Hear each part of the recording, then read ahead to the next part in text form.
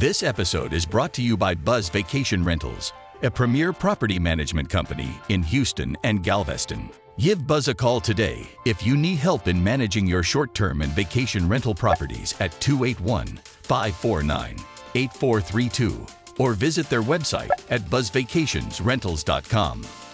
Now back to the Real Estate Baller Show.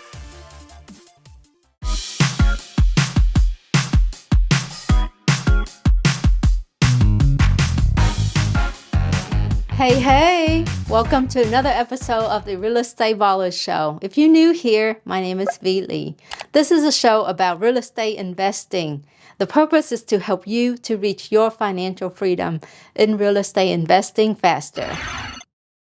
So today's topic is how to wholesale your first deal with no money. So who is this for? Well, if you, one, have no money and you have extra time and you can communicate effectively, and this is an important one, you are very disciplined, then this is for you. Let's explain this process in short. First, you find a house. Then you convince the homeowner to sell it to you at a discounted price. A deep enough discount so that you can turn around and mark it up and sell it to another buyer. And then you get to closing. Your seller gets their money, your buyer gets the house, and you get the check. So simple enough? Now let's proceed. Okay, so what other things you need? You need door hangers, business cards, notebook, and a pen. You'll need a working phone number. You can use your cell phone, but I would suggest using a Google Voice number. If you have a Gmail account, you can get a free Google Voice number. You need an investor-friendly title company. You need a list of potential buyers, of serious buyer, and you need some business casual clothes. Are you ready to get started? Let's go.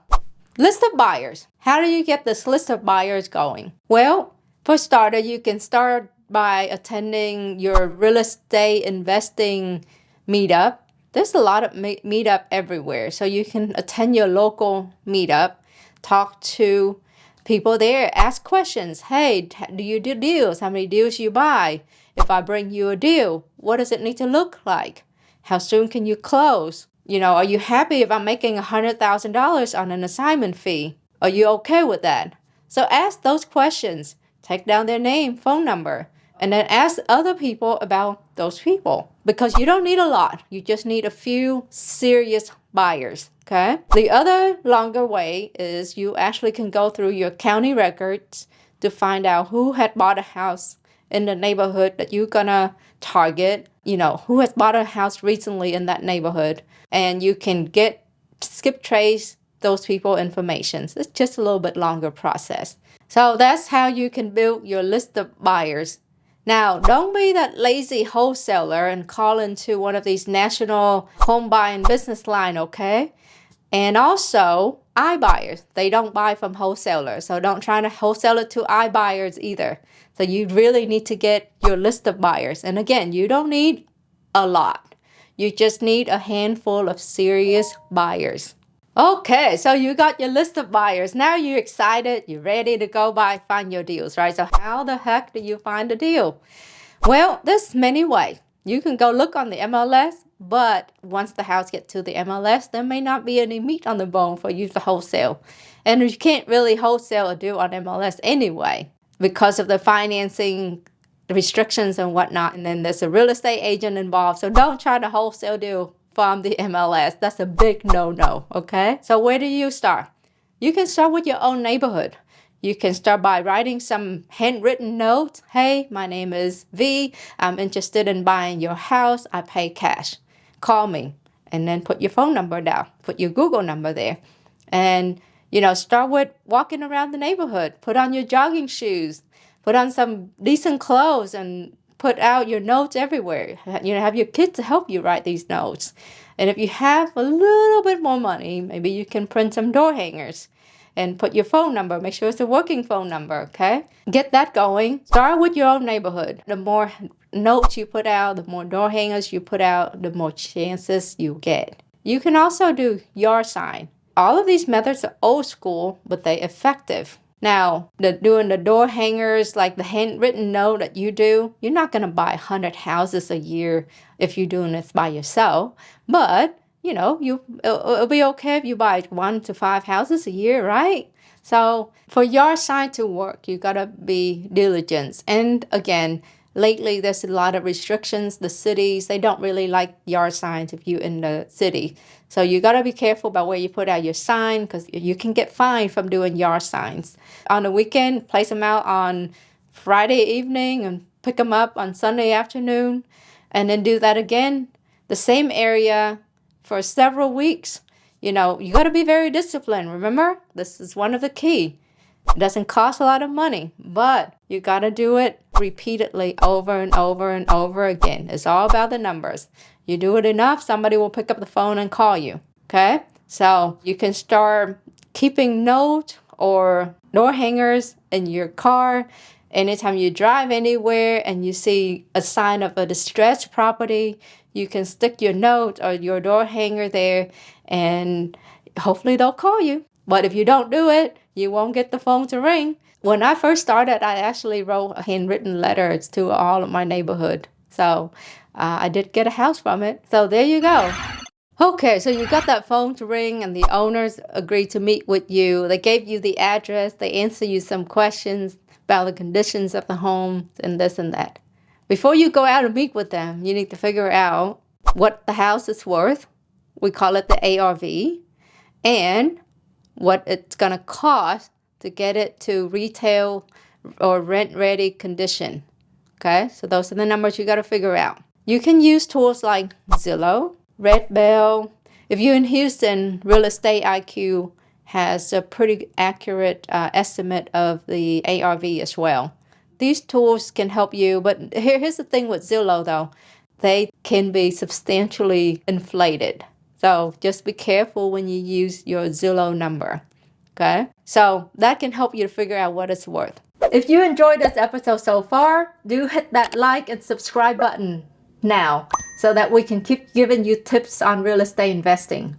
Now you got to worry about what is the repairs going to be, right? Here's probably the hardest part is the figuring out the repairs, because often new people make mistake with overestimating the ARV and underestimating the repairs. So don't be that wholesaler that overly exaggerate the ARV and understate the repairs. Okay? Again, this is probably one of the hardest part is how to come up with the repairs number for new investor. So up until now, I found that the best app for estimating repairs is actually the HomeVestor app called Value Check.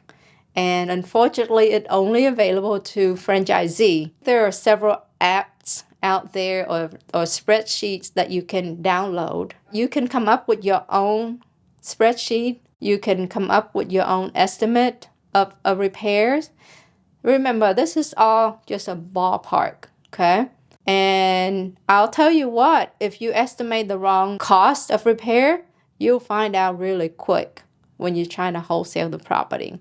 Okay, so now that you figure out what it's worth, you have an idea of what the repairs may be, it's time to come up with the offers, right? Okay, so the next one, meet with the homeowners. So the whole point of you doing everything you do is so that they will agree to meet with you, right?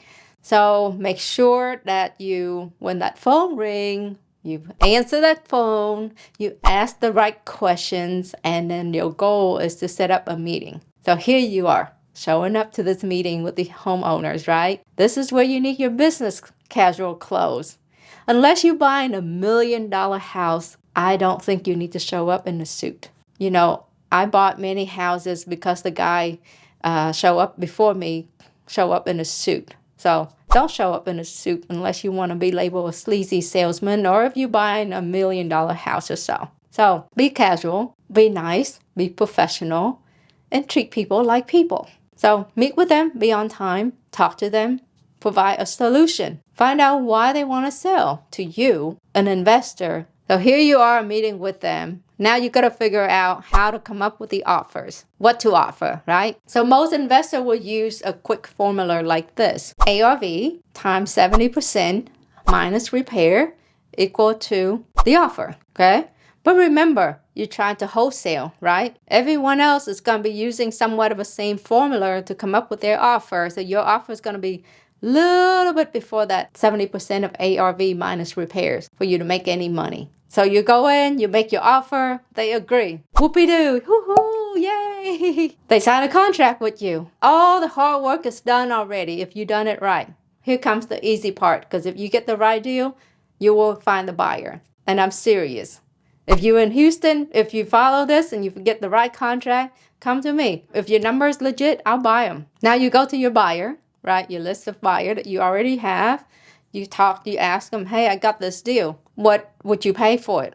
Or you can just mark up a price. You can name your price and say, hey, I want this much for this house. Would you pay me for that? And if they agree, because you did such a wonderful job and you did your homework, so they agree, then now you have two choices. You either will sign what we call an assignment of contract, or you sign a second contract. So if you do an assignment of contract, that means you will show your buyer the first contract that you sign with that homeowner.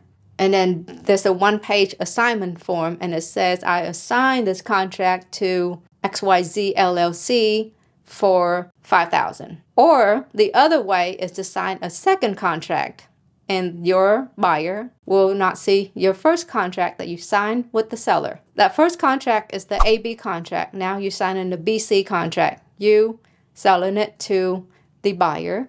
And what you need to know is that the second contract that you write, you need to put in it, this contract is contingent upon the successful closing of the first contract that you signed, because you cannot sell them the house if you don't own it yet, okay? So just keep that in mind. That's very important. Okay, so now you got the first contract signed, you got the second contract signed. Make sure you babysit the seller, babysit your buyer, and get everything to closing. Payday. Okay, what business are we in? ABC, right? Always be closing. Now you get to the closing table. Again, if you did an assignment, then you probably will do one closing. And on your settlement statement, it's going to have a line item says assignment fee to you, and that will be your amount that you agree to assign it to your buyer. The second way is if you're going to do we call it a double close, okay? So if you double close, you got to do your first closing, which is your AB closing, and then you have your second closing, which is the BC closing, and both happen on the same day. An investor-friendly title company will know exactly what to do. Things that you need to know if you do a double close is some title company will require you to bring funds to the first closing. So yes, you will need to bring money in to that closing, but there are lenders who will do transactional funding where they will wire that money to that title company. Of course, they will charge you a fee for it.